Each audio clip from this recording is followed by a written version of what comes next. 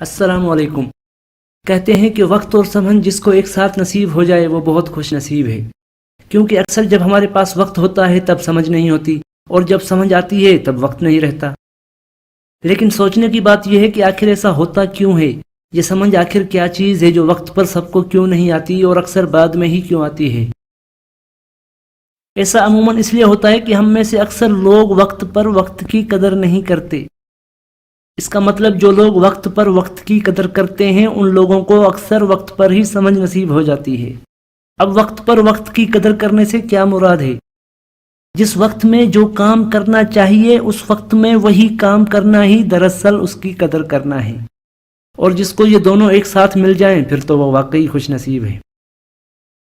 ہم سب کو بھی تنہائی میں بیٹھ کر اپنا محاسبہ کرنا چاہیے کہ اس وقت میں ہم اپنی زندگی کے جس دور سے گزر رہے ہیں اس دور میں ہمارا وقت کن کاموں میں گزرنا چاہیے تھا اور ہم اس کو کن کاموں میں گزار رہے ہیں۔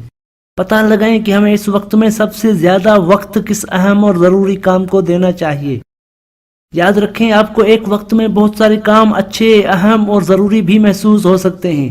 اب یہ آپ نے پتہ لگانا ہے کہ ان سب اچھے کاموں میں سے کون سا ایسا کام ہے جو اس وقت کی اہم ضرورت ہے، جو اگلے چند سالوں میں آپ کی زندگی میں انقلابی تبدیلیاں لا سکتا ہے اور آپ کو کامیابی کی طرف گامزن کر سکتا ہے۔ اگر آپ خود سے فیصلہ نہیں کر پا رہے تو اپنے کسی خیرخواہ دوست سے مشورہ کر لیں، گھر کے کسی بڑے سے مشورہ کر لیں، اپنے کسی استاد سے مشورہ کر لیں۔